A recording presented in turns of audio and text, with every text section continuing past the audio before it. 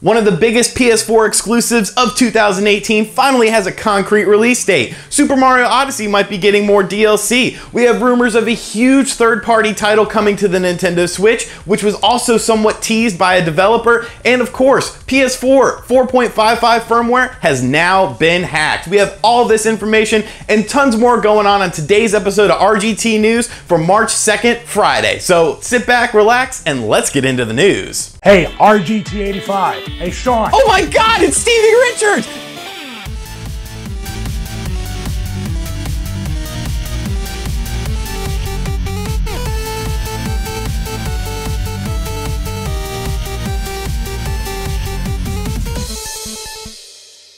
So a lot of PS4 owners are looking forward to Detroit Become Human. This game looks really awesome. It looks like a very cinematic experience, definitely done by the people behind Heavy Rain. It has that sort of same aesthetic with very real world situations and real world character models. And this game just looks awesome. It finally has a concrete release date as well. Detroit Become Human will be hitting the PS4 on May 25th, so only like 2 months away, which is super cool. Also, what's also nice is if you pre-order the game digitally, you will get a free copy of Heavy Rain to download on your PS4 as well. So if you enjoyed Heavy Rain and the Sean moments, like I think everyone else did, you could check out Heavy Rain on the PS4 by simply pre-ordering Detroit Become Human. Detroit Become Human will be hitting your PS4 May 25th, so be on the lookout for that. It's definitely a game I'm looking forward to on the PS4.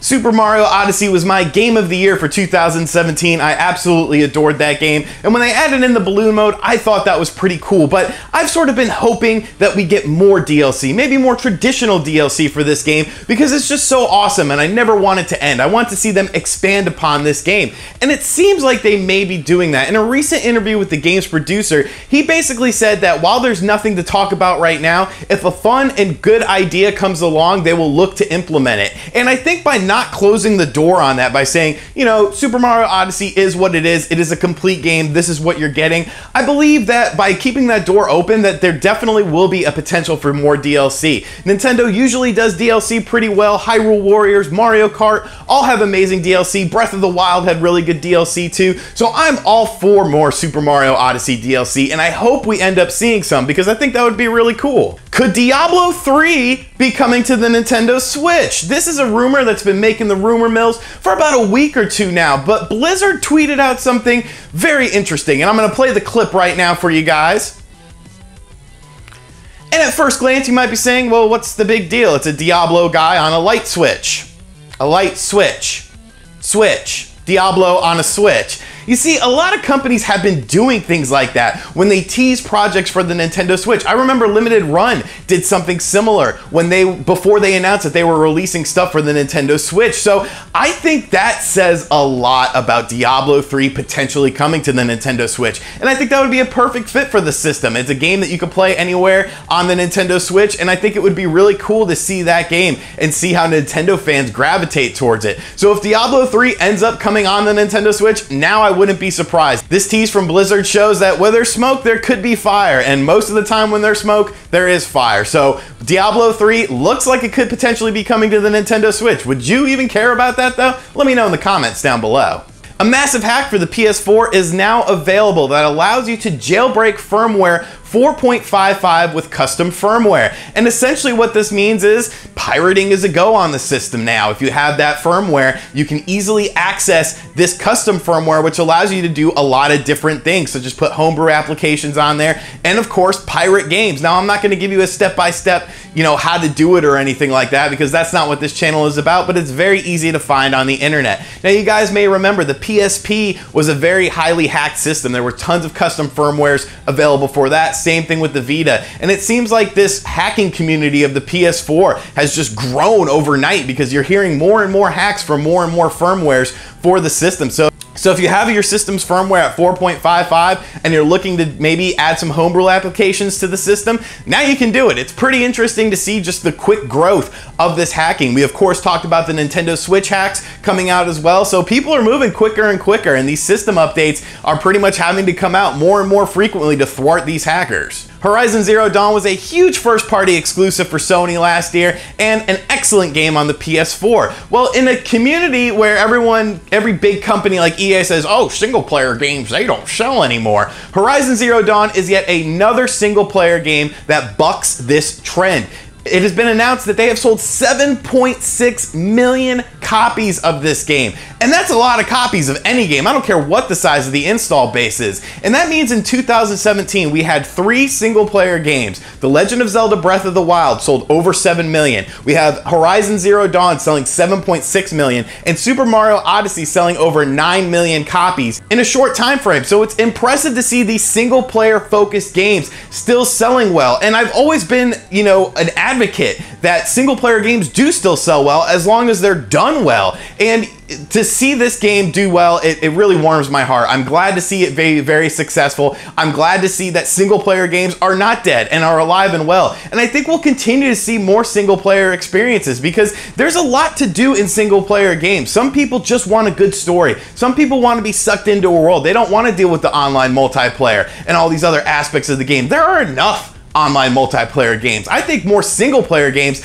is what the video game industry needs, and to see success stories like Horizon Zero Dawn, like Breath of the Wild, like Super Mario Odyssey, that is awesome in my opinion. So I'm glad to see that game sell well. I hope it continues to sell well, and I hope we get a sequel out of it.